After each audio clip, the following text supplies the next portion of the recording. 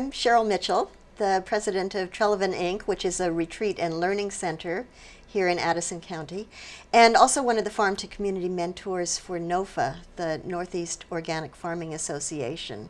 And I'm thrilled today to have as a guest on Faces of Farming, Virginia Holiman, who is another one of the mentors, but also has many other hats that we'll talk about today. So welcome, Virginia. Thank you for coming. Thank you for having me. I was thinking that maybe we could start off, because I'm not as familiar with dairy in the classroom as you are, certainly. If you could describe what it is, what you do, how you got started teaching it. Okay. Well, I taught kindergarten, and in part of my kindergarten days, I realized that a lot of the kids didn't know where their food came from, didn't know about dairy farms, even though they were growing up right next door to them. And we started actually with vocabulary is how we got started in trying to get just names of fruits and vegetables and what a silo was and all of that. And then it sort of morphed into a real part of the curriculum to be for farm education. And then the Dairy Promotion Board of Franklin County asked if I would do a program in the schools, because from every dairy farmer's check, their milk check, there is money taken for dairy promotion. And it just is taken, and they often didn't know where it was going. So they wanted to have some say in that and wanted it to go towards education. So we set up and started with 4 classrooms, and now we're up to 40. Wow. And Shelburne Farms and the Department of Ag has come in to support it as well. Basically what I do is the classes, the schools apply, and I go into the classroom 5 times, and we talk about different kinds of farms, and each time we do taste testing of some dairy products. We make butter, we make ice cream, taste test different kinds of Vermont cheese, and then one of the sessions is about vegetables, fruits and vegetables, because we want to have that balance. There is a nutritional piece there that we like to get. But so I go and do that in the classrooms, and through the grant, the classroom teacher also gets some money to go on a field trip to a local dairy farm, and the dairy farmer gets a stipend for hosting it. So it works for quite nicely. A little bit like the Farmer Correspondence course, it sounds like. Yes. So I've heard a lot of people talk about taste tests. Could you describe what a taste test is? Well, this is with itty bitties. It's K through 3 is the program that I'm working with, and so we have, like with the cheeses, we have some cottage cheese, we have some cheddar cheese, and usually a provolone or something like that, and have different kinds, and they have a taste testing sheet, and they mark down what they like, and it's sort of just to get them to try something else, of course, but to have the sheet, somehow it makes it sort of magical. So they and then they vote through the class what kind they like best, but it really is just to get them to do some, try something different, and we talk about where the cheeses and how they're made differently and all of that, but it's an exposure piece. But and then the fruits and vegetables, we try different fruits and vegetables, usually connecting them. There's a component of some kind of literature, children's literature, with each of the sessions as well. So going with the book. What are the books that you do? Well, the first one is we usually use The Milk Makers and Kiss a Cow. I don't know if you know that one. And then the fruits and vegetable one is I Will Never, Not Ever Eat a Tomato. I don't. I haven't seen that one yet. Fun. It's a great fun one. And let's see. And then there is one. Farmer Brown Shares His Sheep, because I do something with wool, and I'm drawing a blank about the then we do one with the ice cream piece as well. So. Cool. Wow. So it's, do you do an orientation for the teachers first, or you just show up in their Well, I try to class meet with them. Uh-huh. There's been a couple times that we just didn't connect, but usually I just go in and meet with them for half an hour or so and just let them know what I have to offer, and also try to somehow integrate it into what they're doing so that it flows nicely into their program. Again, not wanting it to be any extra work for them, but to be maybe more of a positive like a support for them and yes, what yeah, they're doing with the kids. yeah. And some of those schools around the state do the Bridges math unit, and then the last month of first grade is a farm unit. And so that has been really quite wonderful as far as integrating into the classroom for that. So you also do the farmer correspondence program, don't you, as a I mentor? do, Can you I talk about do. how what that's like for you and how those two things Go fit together. together? Well, the farmers correspondence is connecting farmers with the school classrooms, and what we try to do is to have the farmer write a letter explaining what's happening at the farm, perhaps 4 times a year, so that the children see that it's not just a summertime occupation, or it's not just a winter. It's all year long that the farmers have to work, and all the chores and all of the expertise that a farmer has to have, and share that with the children, and then the children in the class read that together and then write back any questions they might have, or observations, and sometimes they're quite interesting. And the farmers the ones that I've talked to have just been, have enjoyed getting the correspondence. Yeah. Lots of times they include pictures.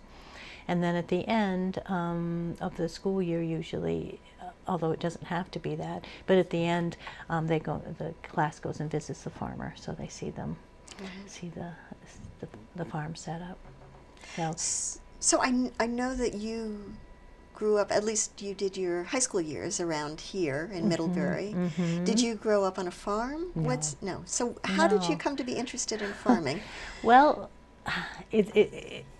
I've actually written a lot about it in some of my writing, just because it was just sort of one of those moments of having taught for a long time and gotten to the point of, I'm not sure I'm really doing the right thing. I'm not feeling good about teaching. And then one day this wonderful farmer came in, and his daughter was in my class, and he said that one of his cows was calving, and that once she was born, that the class should come see her. And sort of these light bulbs went off, and like, yeah, we should. And so I developed the curriculum around adopt a calf. So we adopted her. The kids brought in all their pennies, and we got to name the calf, and we got to go. We integrated it into our math units. We weighed and measured the calf, and then we would go back in 3 weeks and do the same thing. So you saw the growth. Yes, yes, huge difference, And it was just really special for those kids. And luckily, the farmer welcomed us, and we kept going back. And so it just sort of blossomed into that I could incorporate the math and the reading and the science and all of those things, so that my kindergarten curriculum really revolved around the farm. I mean, they just weren't and it just made it seem important and real, and for kids to know where their food comes from, and also to develop the respect for farmers. I honestly have been kind of ashamed about how growing up right here in town in Middlebury, sometimes I know in high school that I wasn't particularly kind to some of the FFA students. And thinking back now, that they came in, and you could smell that they'd been in a barn and all, and we sort of went like that, and I thought how awful that was, that those guys had to get up, do their chores, had to do all this work before they even came, and we weren't respectful. And so I'm hoping that changes a little bit by letting the people know all the work that farmers have to do. I'm curious, I have vivid memories of my husband driving our daughter to school in the pickup truck, and she would crouch down under the dashboard so that nobody would see, and have him drop her off far away from the school so that she could walk there. And I'm curious if you think it's changed. Has this education about farming had an impact, do you think? Well, I have to say that there are kids that are, I've had reports back that some of the kids that they didn't have, they came from farms and they're in the classroom and they didn't really have anything that they were the experts on. But when somebody came in and started about farming, that was like they perked right up and I know that. And so I've tried to be sure to use that in have them be the expert and have them be special. And so I'm hoping that it does change. I think we have a ways to go, but with a emphasis on good foods and where your food comes from, just sort of in society in general, I'm hoping that people are thinking about it maybe a little bit more. It's pretty incredible. All the expertise that farmers have to have. It is amazing what they need to know and do. Just in all sorts of ways, So are you also involved in helping the schools that you work in be part of the farm to school movement? Well, I connect them. Now, some of them choose not to do the letter, the writing back and forth. But after we've done the during the classroom program, many of the schools have decided to stay connected with whatever farmer they went to visit, and the next year they do the program. So they are working together. I have trouble sometimes keeping those two in my brain separated, but it's I feel so lucky because I have that something that I can feel fairly passionate about that I can go and do. And you said you do a lot of writing. Is it about this sort of thing? Do you have a blog, or what are you passionate about now? What kind of writing do you do? Well, I do a lot of poetry. I write poetry mostly, but I think I use it as an outlet of when I feel strongly about something. But when I did a writing retreat at Shelburne Farms and wrote an article that was published in one of the magazines just about that transition. It was the article is intended for teachers that are kind of burnt out and feeling like I was, and that something came along and just, okay, this is real again. I'm doing what I'm supposed to be doing. So I do like to write. I'm not sure I'm particularly wonderful at it, but. But it's an important part of your practice. Yeah. So you grew up in Vermont and then you went to Maine? I went to study education? Yes, special education. Special education. Yeah, and then came back actually and graduated from Johnson. And got a job and taught for 33 years. Was that your kindergarten job? Was that your first teaching job, or did you do I taught for special 3 ed years. work first? No, I went right to kindergarten. And I found out that was my love. It's just very special. And so I taught for 3 years in Morrisville, and then moved up north. And you live way north, right? Right on the Canadian border. Right on the border. Yeah. So, but it's a large, Franklin County, of course, is a large farming community, and so. Right, even more than Addison County, I think. I think so, and so. So it was surprising to me to hear you say so many of the kids didn't really know where their food came from, or I think of that part of the state as being much more connected to the well, they really landscape. literally lived next door to the farm, but had never visited or never had the vocabulary to say what those would, and the fruits and vegetables is what sort of boggles me as far as, but I think that we were all so busy that we don't talk to our kids maybe as much as we used to, and the connection between the kids couldn't make a connection between the piece of pear served at the lunch counter that's all skinned and sliced to a real pear. They didn't know it was the same thing. Wow. Wow. And then there was one little one that her mother always had canned carrots, which is interesting again to me. And so she couldn't identify a carrot. First grader that couldn't identify a carrot.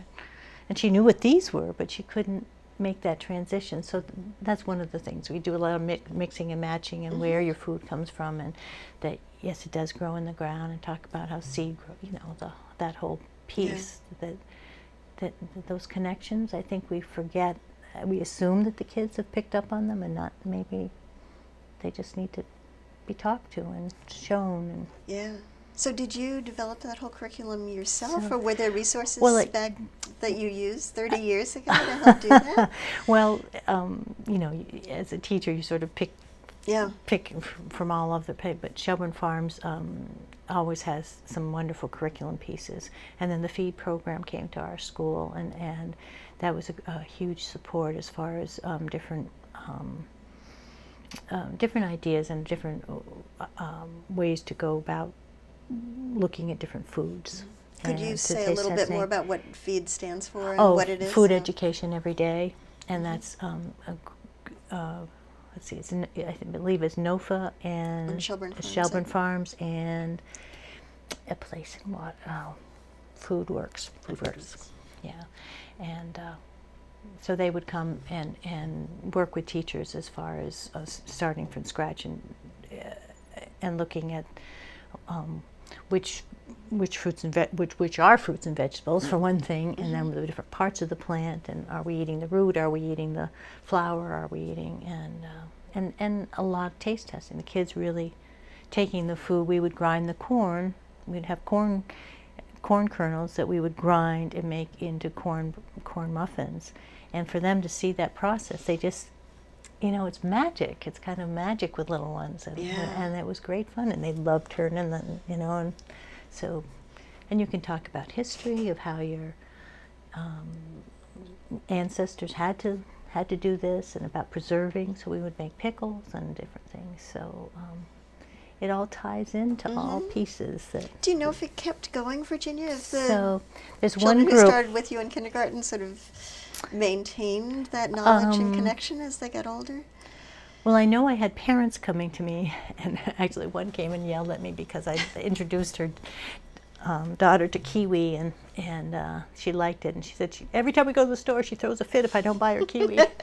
But lots of recipes. The parents tried recipes, and I think that was part of it, is to get the parents involved. Yeah. And we had parents coming in every Friday to cook with the kids, and I would provide a recipe and the ingredients, and they would do it with the kids, and then the recipe would go home to all of the kids, and many tried new recipes. So I felt like that was making a little bit of a change, or an awareness. I don't want to say a change, because it wasn't bad to good, or I'm really not a value judgment, but just an awareness. And So you've been watching this scene for many years. I'm curious, like when I first moved here 40 years ago, agriculture in this county anyway was predominantly dairy and pretty big dairy farms. And now it seems like there's been a huge growth of smaller farms, smaller, more diversified farms. I'm wondering what you've seen in Franklin County and what you project is going to happen in the next 10 years. What I want, or I project. What you want. Why don't you tell us first what you want? Well, we still have some very large dairy farms, and we have some medium-sized that are family-owned, multi-generational, that I think will be going, and people that really love what they're doing.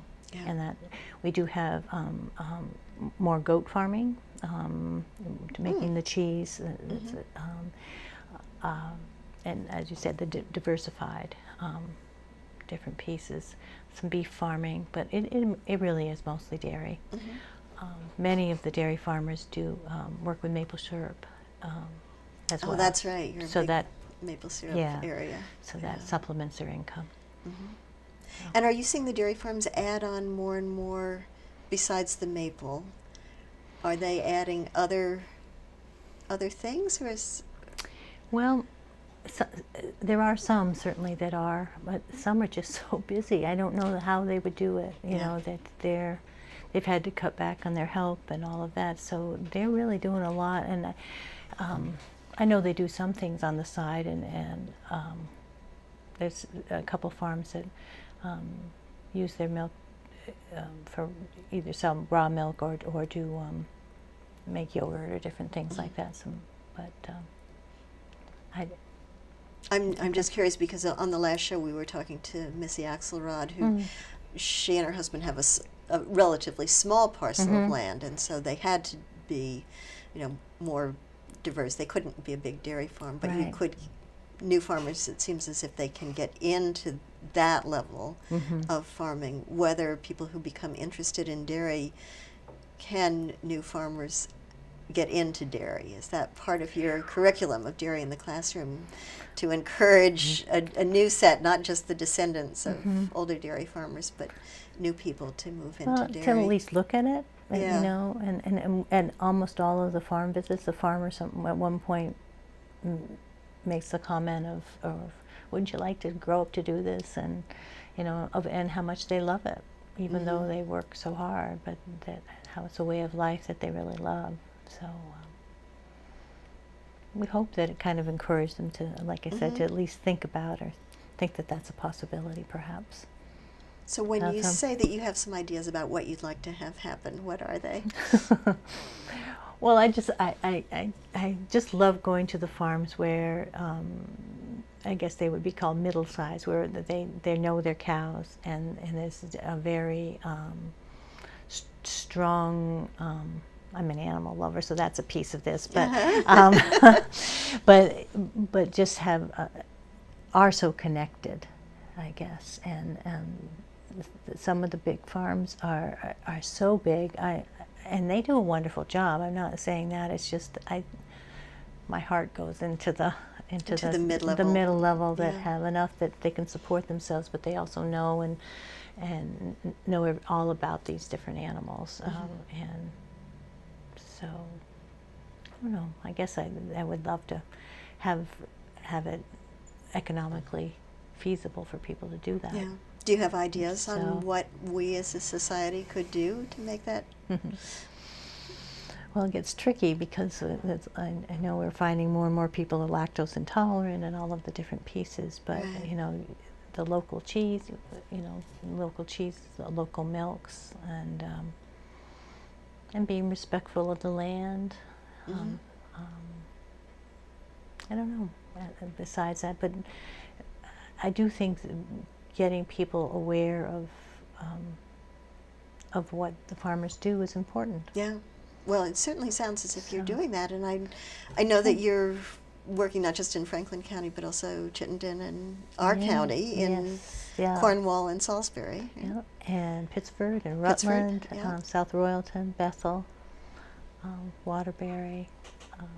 So you may continue expanding the Dairy in the Classroom program. We've been funded places? for 40 classrooms, and there will be applications sent out to see if people further south, because all of the dairy farmers contribute to this through their milk checks. So it would be nice to have each county represented, receive this program. Yeah. So we're hoping that there's some more schools in the southern part of state will take advantage of the program. And I know that we're going to run out of time, so I'm wondering if there are things that you'd like to talk about that I didn't ask. I don't know. I guess part of the program, I just want to make it clear as far as the Dairy in the Classroom that it's very much a fun piece, and we do the cow outfit, and we do the goat, and so the kids go into just the awe of when we go to visit the farmer. They're just come in with some knowledge and some good questions, and I'm really pleased with the connections we're making. I guess that I need to. That's what I'm looking for and pleased with. Well, it seems to me, you said you did kindergarten teaching for 33 years and then you retired. It doesn't sound like you're retired at all. Well, I get to have my kid fix and be with the kids and then come home. But no, I love to be with the kids. But this is a passion, that I'm happy doing what I get to do. Yeah. How lucky am I? Yeah. And have you written down the During the Classroom curriculum? I have, and it's not published anywhere. We just use it to do the program. The Adopt a Calf is published by Shelvin Farms. Okay. So you also, I think, one time told me about Tractor Day.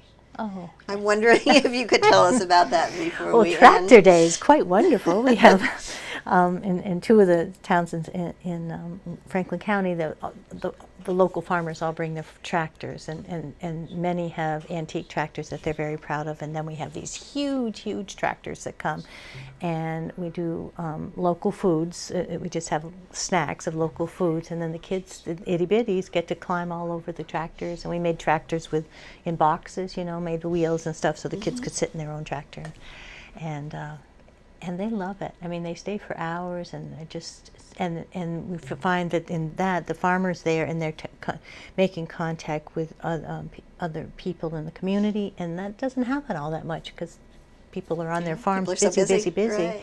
and so there's been some nice communication. Great. Well, it's very exciting, and I really appreciate you coming today, Virginia. Oh, well, you're very welcome. It's fun. Thanks. So thank you for watching the show, and if any of you would like to get in touch with Virginia to talk about During the Classroom in your own town, her contact information will be coming up in just a minute. Thanks for joining the show.